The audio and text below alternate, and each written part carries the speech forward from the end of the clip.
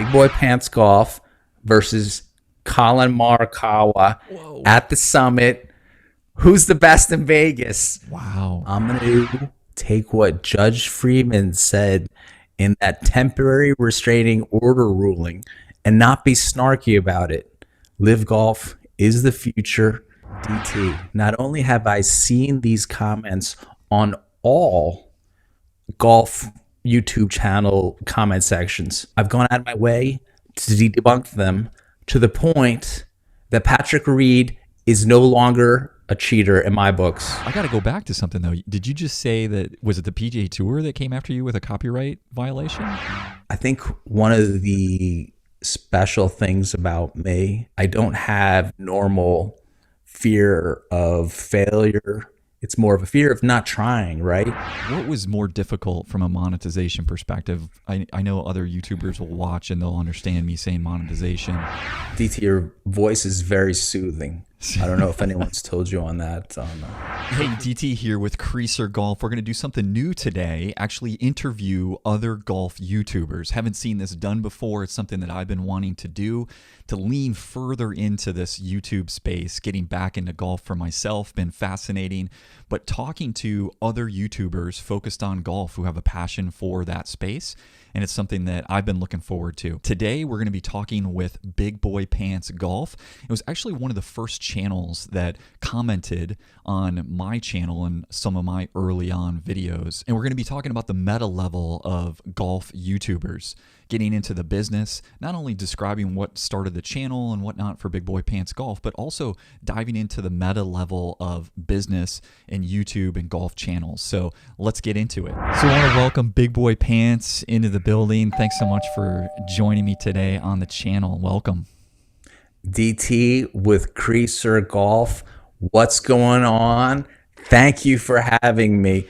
I finally feel like Big Boy Pants Golf is getting some respect. The obvious question is, what are your thoughts on LIV Golf? What's your opinion? And you can take it in any direction you want. DT, I'm going to take what Judge Freeman said in that temporary restraining order ruling and not be snarky about it. LIV Golf is the future because the PGA Tour rested on its laurels and put out the same stale products since the 80s. It's maybe even worse because there's even more commercials now then. Or because I'm older and I value my time more, I can't sit through a broadcast that's 80% commercials. I like it. I like where you took the answer. I've been seeing a lot of comments on the content that I put together on LIV Golf, and it's clear that there's an opinion, and it runs really deep with a lot of people. And some people are extremely positive about it. Some people are extremely negative about it. And I've been seeing lately that, people think about it from different angles, be it from a greed and taking the money perspective. I'm seeing, especially over the last few days, I'm seeing a lot more focus on kind of the Saudi Arabia angle to things. But it clearly runs deep with a lot of people. So have you been seeing specific kind of trends in your comments on your channel? DT, not only have I seen these comments on all golf YouTube channel comment sections, I've gone out of my way to debunk them to the point that Patrick Reed is no longer a cheater in my books. I mean, I went that far where I watched the original footage and then noted, you know what, actually, the guy didn't cheat. Now, what are you talking about? The footage with him in the sand trap and brushing the sand? Exactly. Okay. There's two footages. The one's is the bad drop at the Farmers Open. That's a whole separate video. And then everyone's going to get in the comments section and be like, I saw that sand move. And so I did a video on the sand moving. I went into a sand trap and recreated the situation. And if you look at Patrick Reed, he's not looking down. He's checking the club face so he wouldn't feel the sand move. Do you feel like if you took a tablespoon and scooped out a little bit of sugar, you'd feel it? No, you wouldn't. I have to disagree. I have to disagree. So I take it back Beautiful. to 30 years ago. So I'm playing golf literally every single day of the week. And it comes to a point where you know so much about your equipment, the balls that you're using. Like I could hit a golf ball at that time and I could tell you what kind of golf ball I was hitting. These guys play so much golf. They know down to the millimeter and the ounce or whatever you want to use for a measurement. They know what's going on with their So equipment. here's my counterpoint. He's in a high pressure situation. He has cameras on him. He knows he has a guy videoing him, and he's in like a beyond fried egg bad light. He's like in the back of a footprint. So now he's got this exceptional shot he has to create. You know, the adrenaline's pumping and he's not looking down. Watch the original PGA Tour video, which they tried to have me pull. I debated it as per the Fair Use Act, and his hand is literally his face is looking over at his club thing. He's not looking down, so he has no idea. And I like to give people the benefit of the doubt, even though I always in my old videos made fun of Patrick Reed. Patrick Reed, I'm sorry, Patrick Reed. I ended up scoring a match with Patrick Reed. I think it was like 2 years ago at the World Golf Championships event in Austin, and gave me a signed ball at the end, gentlemen. So I'll give him that much. I got to go back to something though. Did you just say that was it the PGA Tour that came after you with a copyright violation on that video? I had two challenges by the PGA Tour on both the Patrick Reed videos because you have to use the actual footage, the primary source info, to show the audience what exactly transpired. And then if you do that, you can see for yourself he's not cheating. He may have made an accident, he may have been a little careless, but things happen, and he shouldn't definitely not be labeled a cheater. You know, if a branch moves and you weren't aware of it, yeah, the branch moved and you violated the law of golf, the rules of golf, but you didn't do so intentionally, and then you need the intent to be a cheater. Cheater's a very strong word in golf. It's like the scarlet letter, right? Yeah. Look, you're a cheater. I'm not playing with that guy. You label a person a cheater in golf, you just made him, you gave him leprosy. Yeah, I hear you. I digress a little bit there, but wanted to get into your channel and kind of your background and how you started your channel. I appreciate you reaching out early on with some of my very early videos and commenting, and that was very much appreciated. But want to hear a little bit more about your background and the story behind your channel. How did it come about? Well, DT, let me first off by saying to the viewer at home, if you look at our studio setups, it seems like you've been doing this for like 10 years or so. I've got sun. I'm trying to avoid literally hitting me in the eye right now. But let's get to the point. Let me just back up a little bit. So in terms of my channel, I wanted to do a standard YouTube, everyone's playing golf, watch me golf with my buddies, and you throw a little bit of the instructional aspect in there. But the reality check that I had to realize is I'm a 10 handicap. I shouldn't be giving anyone swing pointers, and no one wants to typically watch random people play golf. I mean, you have to be one of the probably top 10 guys for people to actually say, hey, let me watch random guy play golf. A bogey's a bogey. It's not that impressive. But then what I think really drove a little bit of more attention to my channel is the fact that LIV Golf happened. It's the first time probably since 1969 or so that this happened, when the PGA Tour was formed, as it branched off of the PGA of America, and kind of right time, right place, right? You just lean into that and kind of deep dive the difference between what's being put out there and reality. Yeah, I have to agree on the LIV Golf and timing and everything. I mean, it's fantastic time to get into talking and just commenting, if you will, on the game of golf. It's couldn't pick a better time in terms of drawing interest and engagement from audiences. So totally with you there. So you've grown now from, you started in 2020, right? Is that correct? In next month will be 2 years. And let me tell you, the first year and a half, it's like saltines and prison water, like straight tap. It's going nowhere. And then I did one episode on like Jay Monahan is losing control. You know, you have the little thumbnail. There's Jay Monahan looking shady and disappointed, and then Greg Norman and Dustin Johnson looking triumphant. It draws attention. And then once I know you also watch like Think Media and all these other YouTube empowerment channels. You got to give the audience what they want, right? At the end of the day, it's like you can be like special snowflake creator guy with your own vision, but if a tree falls in the woods and no one hears it, doesn't make a sound. Also applies to YouTube channels. Did you have a problem hitting the record button and publishing content? Like, did you queue up a bunch of content but have any sort of fear about publishing?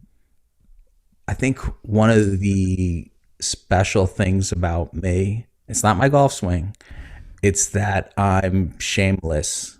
I don't have normal fear of failure.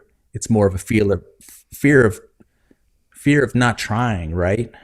So I'll just give it the old college try and see what happens at the end of the day. I like it. I like it. And then so you're over 3,000 subscribers so far. And what was more difficult from a monetization perspective? I know other YouTubers will watch and they'll understand me saying monetization. In order to get monetized, you need 1,000 subscribers and 4,000 watch hours. What was more difficult for you? Was it the subscriber count? Was it the watch hours? What was the most difficult part? For me, it depends on obviously the YouTuber. You can do a smash hit, right? That gets 1 million views out of nowhere, but it doesn't hit the 1,000 subscriber level.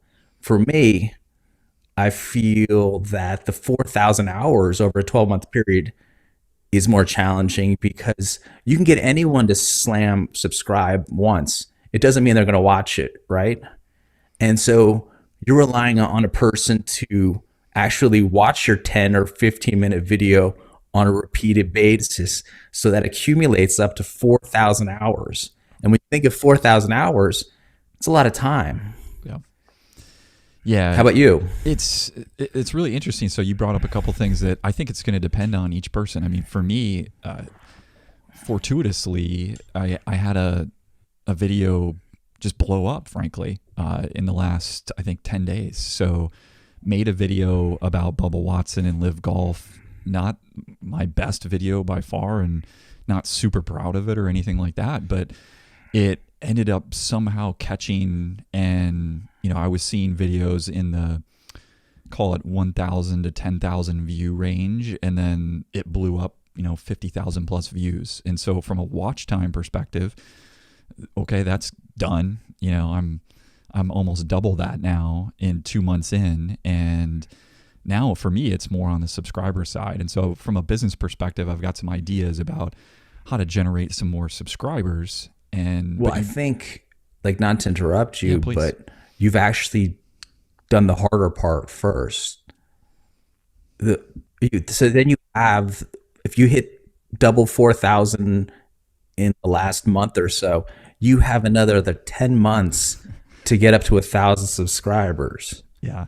So, that should be kind of a no-brainer at this point. Yeah.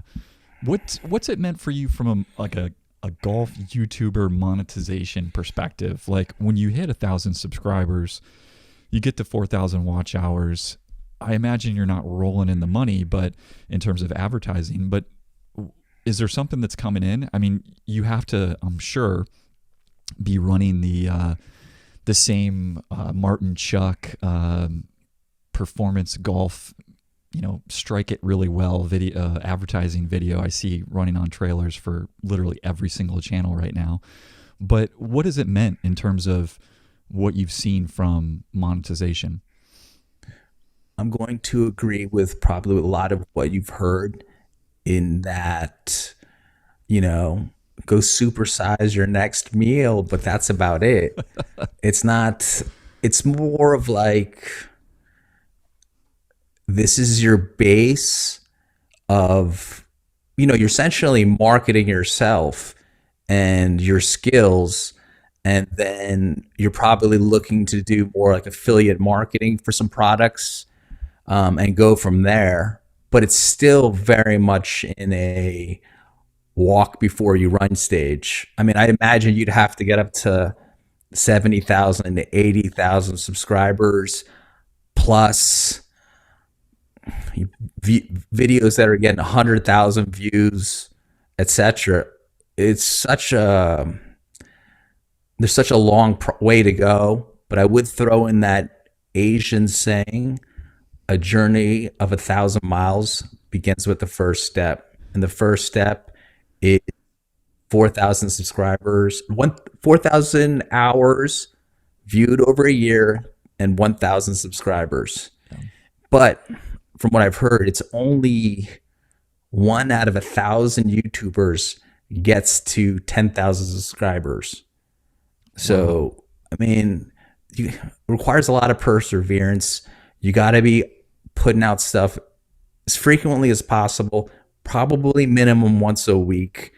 And, it's the what is the attention economy? Mm-hmm. You've got to get the eyeballs on your videos. You got to have people watch a sufficient amount of your videos. So you don't want to be clickbaity. You want to put something out there that's unique. And then you need help from the algorithms. Yeah. I'm on a challenge right now, and maybe you can join me on this, but I'm maybe 7 days in or so, but made a commitment to do a YouTube short every single day for 30 days straight.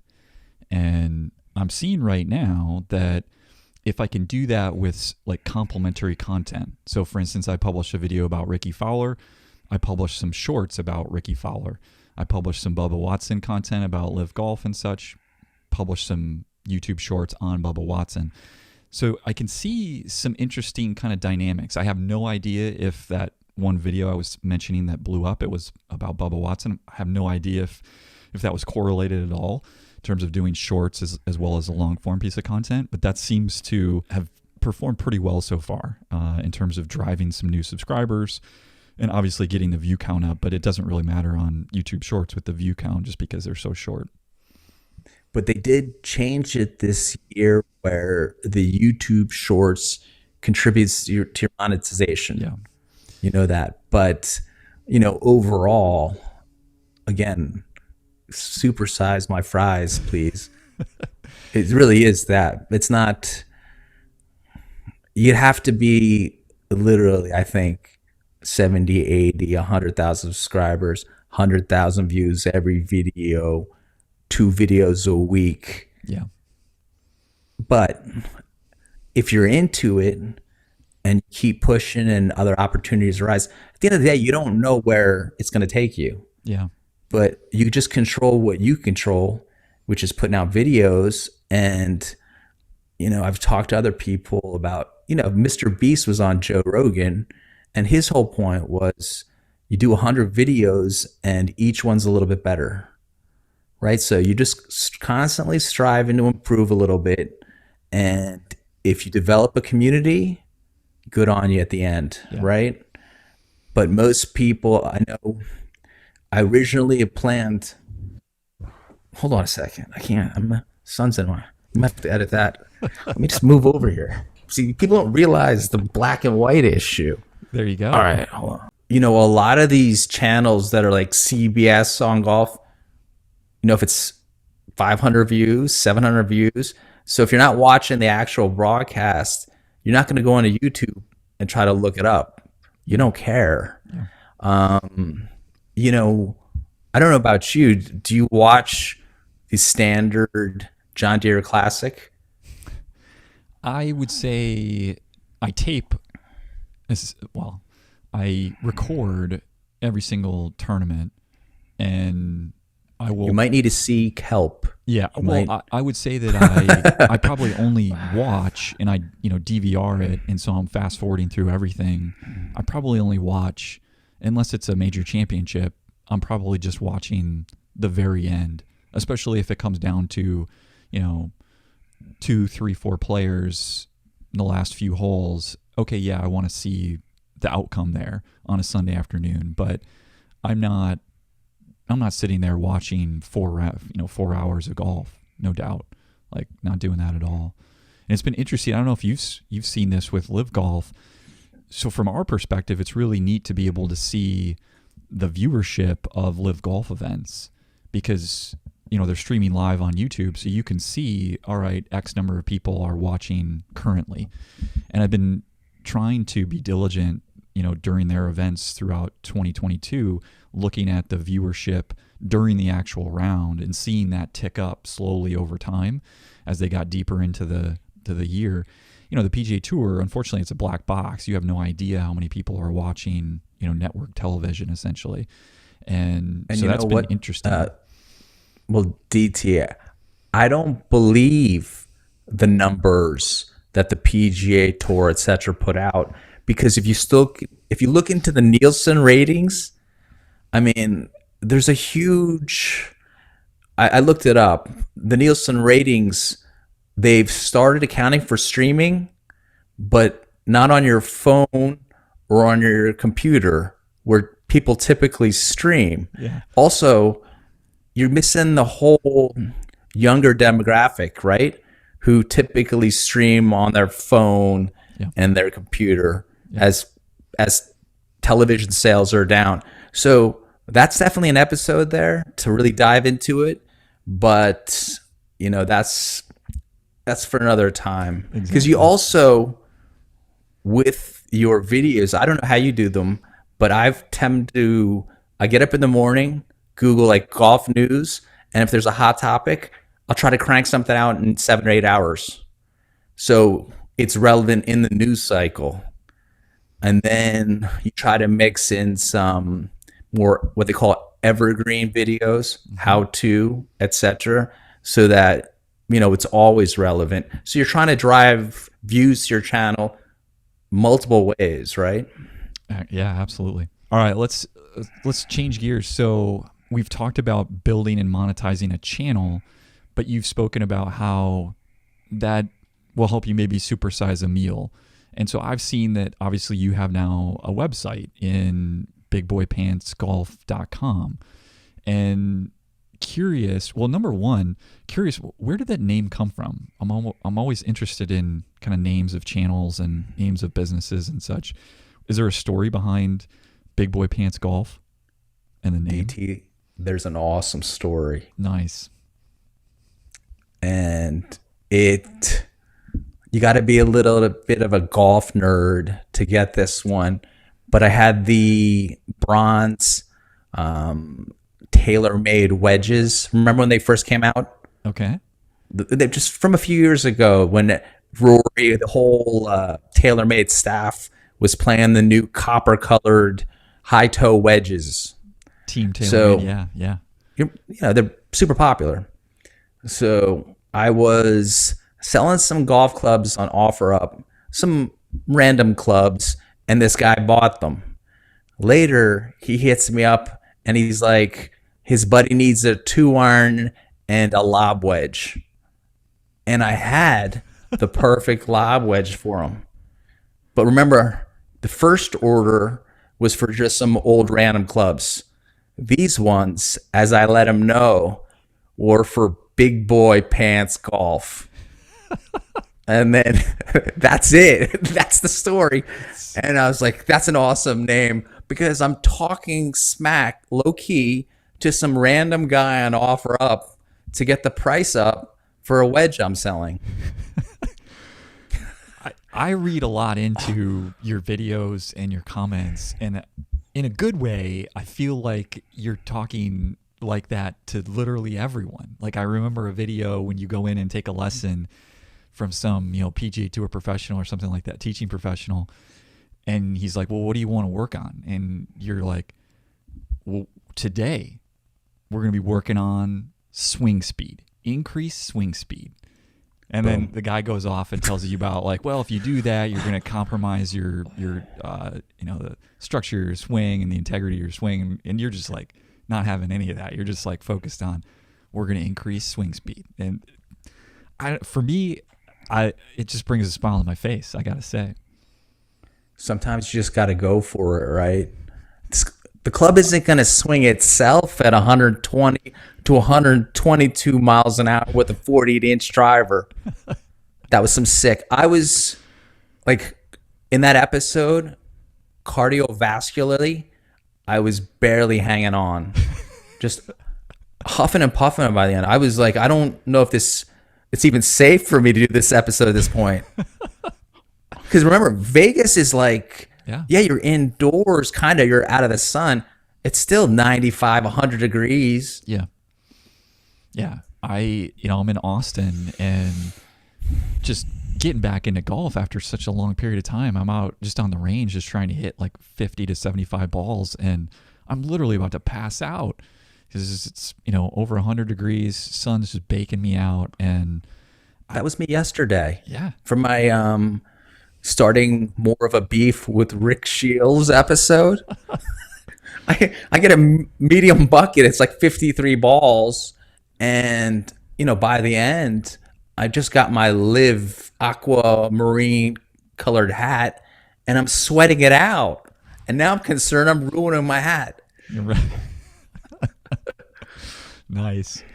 All right, so going back to your website, so you started. Tell me about starting a website and what you were thinking about here in terms of, you mentioned affiliate sales, but here it looks like you're starting to pull your own gear together. At the end of the day, you're selling logoed shirts and hats and gear and whatnot. Very true.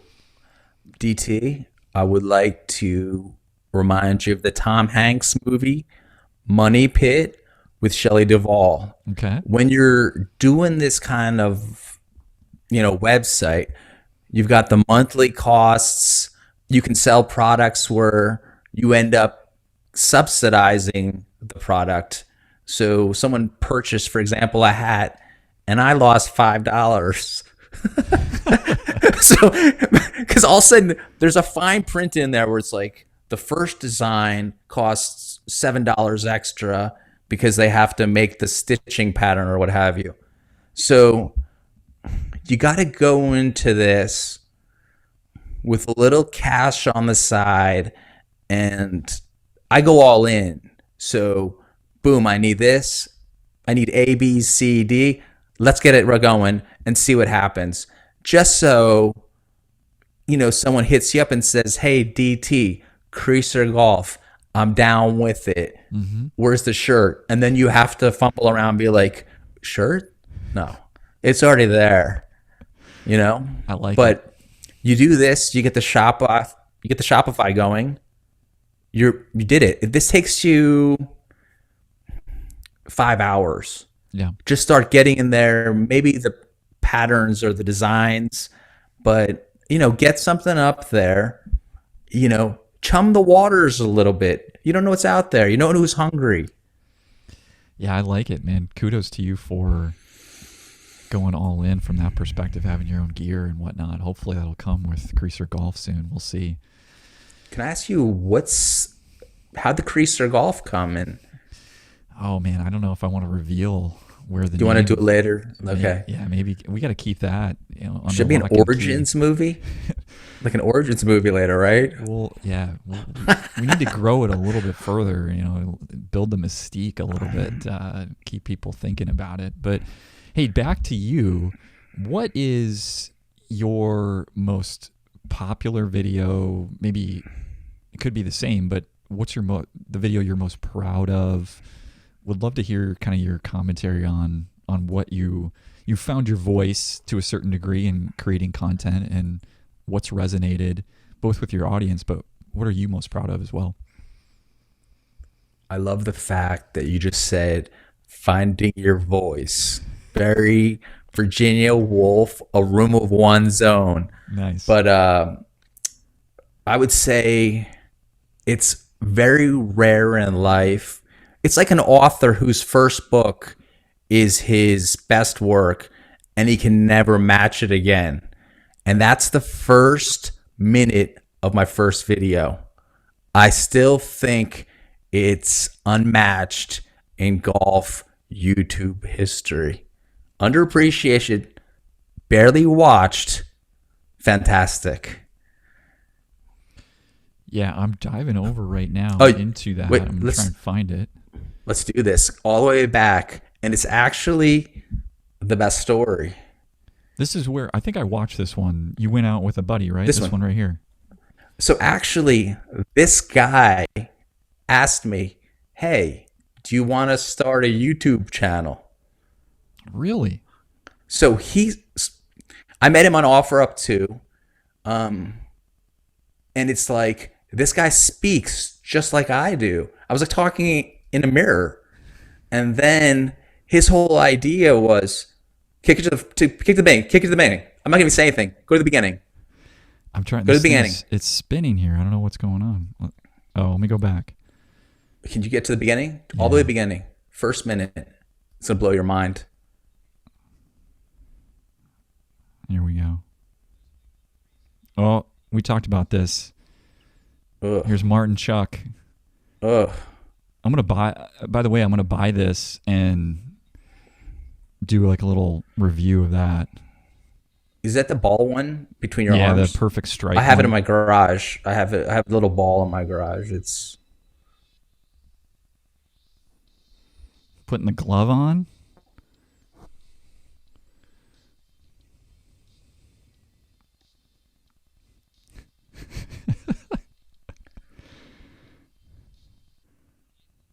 I mean, I think it speaks for itself at this point. Well, the rest of the video is not good. Just the first minute, you know. I'm not a miracle workout here. It's my first video. Look at this high production quality. I mean, you've got Star Wars. I don't even know what this is called, but like Star Wars text going on here.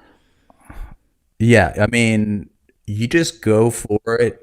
That video took me about 20 days to make. I don't know how to. No, literally, there would be days I just sat in front of the computer trying to figure out how it works. And then once you get the hang of it, you go buck wild. So this first minute is, I think, the best I've ever done of any video. But the most popular one and the one that was the game changer was the Jay Monahan loses control. And it was just, that video just, it's one of those, you just sat in the zone and 8 hours later, boom, it's done. And my thing is 7 p.m. in the Vegas summers when you have some sunlight and sun doesn't go off at 4:30, boom, ship it, get that deliverable out, take the dogs out for a walk. Nice. Simple as that. Simple as that. Hey, one last question before we ride off into the sunset for the night. What is next for Big Boy Pants Golf? What are you excited about? Maybe it's a piece of content, certain direction of your channel. What's next for everybody? Also mysterious, like the origins of Creaser Golf. But seriously, I got one of my buddy's sons just moved to Brazil. So I did kind of a little bit of a pilot episode where he's showing you how to get a digital nomad visa to Brazil. But I feel like there's a lot of room to grow with that storyline. And it's a guy in his 20s. He's the warrior's journey in Brazil with a lot of hot chicks. Let's just get it out there. So I've got that storyline Okay. cooking in the works. And then with the golf aspect, I think I go around Vegas and kind of like that Bruce Lee movie where he has to fight different bosses to get up to Kareem Abdul-Jabbar. I think it was like Game of Death. He's only in it for like 10% of the movie, and then it's like literally puppet heads of Bruce Lee because he passed away. Yeah. Rest in peace, Bruce Lee. Um, and then at the end, I don't know if Creaser Golf can keep up with this. Me, Big Boy Pants Golf versus Colin Morikawa Whoa. at the summit. Who's the best in Vegas? Wow. Isn't that insane? That is insane. I want to support So, that, man. yeah. One of the things about my channel, one of the reasons behind it is just getting closer to the game at the highest levels and being around, professionals and professional tournaments and stuff. So I fully support, man. Yeah, let's get on that train. How do we get Colin Morikawa to get onto the Big Boy Pants Golf channel? Like that would be fantastic. I've got to drop maybe 18 strokes, and then he'll only beat me about maybe 10 or 12. You know what you got to do instead of like a 12-hole match like you did with your first video? I mean, you got to just go one hole. I mean, you got to put everything into whatever it is, a par 4 or something like that. Like it, just dial it in and Just focus. focus. Make Hope it for the the. best. I need it to be a hole where you can block it way right, and that's an advantage. That's what I need right there. Just like opening tee shot. Oh, you got to block this 50 yards right. I gotcha. I'm good on that one. It was your buddy in that first video. I think he blocked his drive into the ninth fairway or something like that. Or was that you that did that? I can't remember. Probably both of us. But have you played on I've like a actual playing vlog? No, I haven't. Okay, so you're laughing now. Yep. Get back to me after you do it. Okay. Because it Challenge. adds 0.6 strokes a hole. Because you're jogging to your shots. You don't want to hold the group up behind you. Yeah. So you're always out of breath. Because you're And just that setting why all your gear up and whatnot. it's throwing phones back and forth. Yeah. Once you go into the GoPro mode, the battery's kicking out. You're having all this transfer issue. You lose footage. Use your phone. That's my tip to you at home. And pass it back. Keep it on the same phone. Someone's gonna lose some shots, but make it simple and have good cardio. Good cardio. That's Yeah. what we'll end with one tip. So what is your favorite piece of gear related to your channel? Could be a piece of like video, audio gear. I know you don't like your microphone all that much, but something else. Like what's your favorite piece of gear? 1 second. Let me just show this.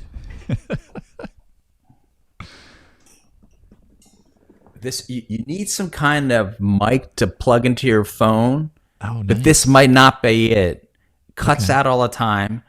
I would say